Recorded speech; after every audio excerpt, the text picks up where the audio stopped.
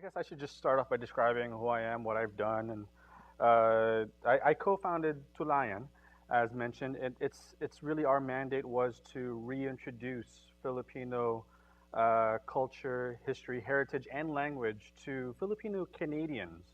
We felt, at least my friend and I, Jay Catalan, we felt that there was a void to be filled where we wanted to not only talk about our collective history, our collective heritage, but to also share it with other folks. And not just within the Filipino community, but with other communities as well. Um, and just to add to the other things that I do, it's mentioned that I've gotten involved with politics here in Vancouver. I'm the chair for COPE, the Coalition of Progressive Electors, and I'm also on the BC NDP executive. And most recently, I was appointed to the Vancouver City Planning Commission. Out of all those roles, the one that I take the most seriously is the fact that I'm a new father. And really, it's that moment when I started to examine what it means to be Asian Canadian, to be Filipino Canadian, to be an individual with a unique background in the greater context of Canada. Um, Before I go into greater detail of what Tulayan was all about, I just want to explain a little bit further where I'm coming from. I was born and raised in the Philippines. I actually grew up in the Philippines. I can still speak the language. I'm very fluent, and you drop me in the middle of the Philippines, and I'd fit right in. You wouldn't know that I'm from Canada or living in Canada. But moving from the Philippines, I didn't move directly to Vancouver. I moved to San Francisco first, where I spent my teenage years and grew up there. The funny thing about growing up in San Francisco is that there's already a very established Filipino community. So I didn't really sort of see myself, sticking out. So it's sort of like a very easy transition into, it wasn't much of a culture shock as it was moving from, say, Vancouver or Philippines to Vancouver, as I would soon experience. Because when I moved from San Francisco to Vancouver, even though that the cities are very similar, I found that the Filipino community was very different. And that's where I experienced a bit of culture shock, where I started to sort of ask about really the state of the Filipino community. And it was really because I took a lot of things for granted on my end, that I saw that there was a lot of, in San Francisco, there were a lot of Filipinos, so there were a lot of Filipino businesses and restaurants and a large community. The high school that I went to in San Francisco was, I think, 80 to 90% Filipino. And then when I moved to Vancouver, even though that there was a Filipino presence, it didn't feel, at least to the same extent it was in San Francisco, like a Filipino community. That was over 10 years ago when I first moved to Vancouver, and now I'm starting to really, uh, or that's when I first started to really think about it. But examining it came to a point when I moved to, or I should say, I went back to the Philippines. And it wasn't even me going to the Philippines for vacation or visiting family members or anything like that. It was me going to the Philippines because I was sent there for my job. I was working with a rather large company, internet company, and they sent me to the Philippines to help open up the offices there. And it was my first time in over 14 years at that point going back, and that was the biggest culture shock for me, because everything that I remembered about the Philippines didn't add up to what I was seeing then.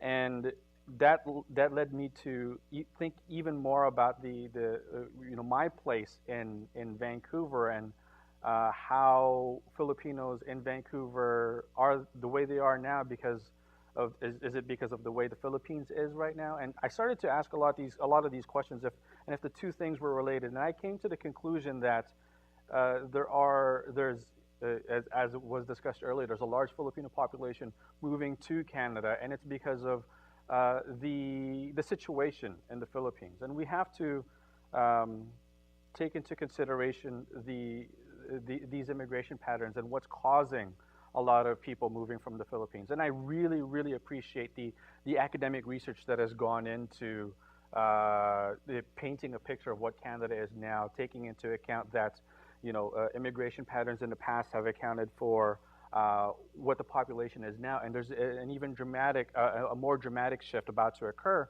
as that there's been a change in immigration policy now. There's the temporary foreign workers program, and the government is now focusing on bringing in more skilled workers, and however that's defined. So my passion began to direct me towards analyzing what impact it has on young people, and that's why I wanted to go and as in terms of building bridges, uh, connect young people back to their culture, back to sort of what makes us have this common foundation to start to talk to one another.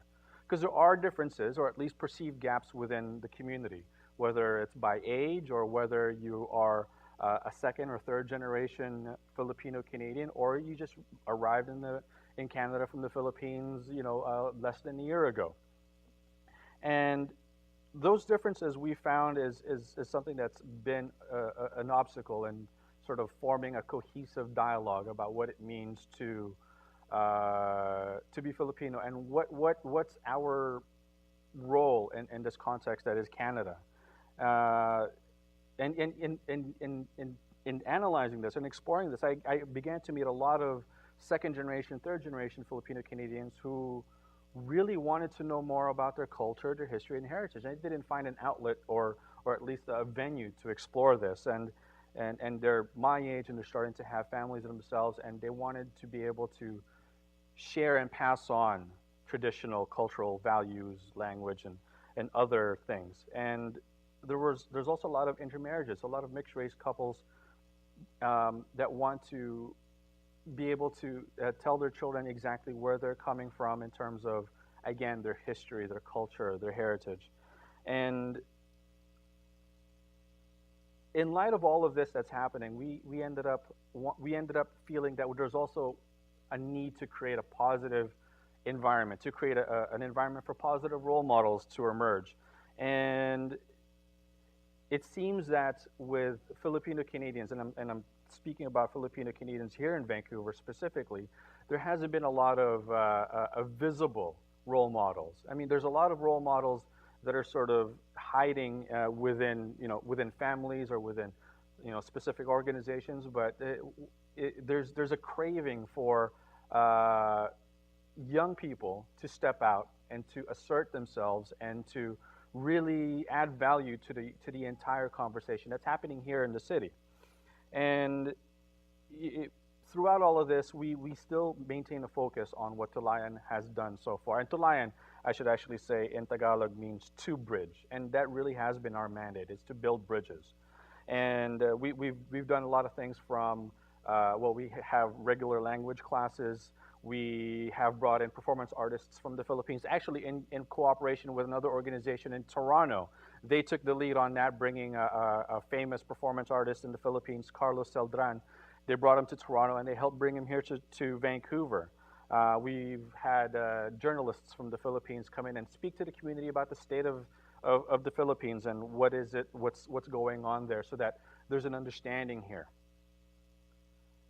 I want to go back and quickly talk about the value of the academic research that's been done, and how valuable that is to the work that we're doing. It provides us with really great context as and a starting point, and understanding, and what Professor Henry Yu was saying earlier about um, how the Canadian story really it should include how Asian Canadians have been involved in the development and the emergence of Canada as a nation. It provides a foundation for us to not only predict the future, but to also shape the future, and that's what we're still trying to figure out. And we want to be sensitive to the changing demographic as well. The issues of young people here. Again, sort of depending on how they got here with the current immigration trends, that the live-in caregiver program, families being torn apart, and kids coming here feeling distant from their parents and not having sort of that support unit that would be their community, is having an impact, and to how these young people are developing and feeling how they belong in the greater context of the city and of the country. And we want to make sure that we're talking to them, not just being a support group or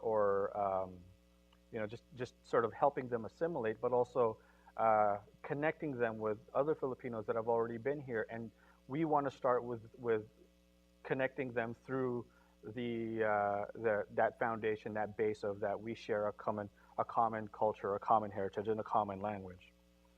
And as we try to shape the future, we want young people, and that's sort of the greater mandate that we have, is to empower them to feel like they can come out and speak authoritatively about their culture, about where they see the culture evolving, how they see it evolving, and and being able to reach out across communities, not just here in the city, but across Canada and across the globe. And the Filipino diaspora is an even bigger conversation, or an even bigger topic to tackle. But that's something that we've already started to look at, and to understand that I guess it's sort of a looking back to the Philippines to understand why there are so many Filipinos all over the world. It's because of the situation in the Philippines, and it's also because of the opportunities available elsewhere. And the role now that we have, that we want to continue to assert, is that we want to, or that we have a voice in the academic arena, and the activist arena, and in the political arena.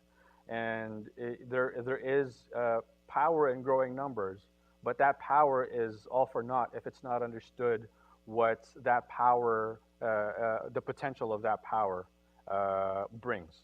So, I mean, in looking back at all the work that I've done, it all goes back to my daughter, where I want to be that positive role model for her, and through that practice, it's I want her to see what a positive member of our community looks like, and hopefully that translates into future generations, that we can all move forward and really assert ourselves in the greater context of Canadian culture. Thank you.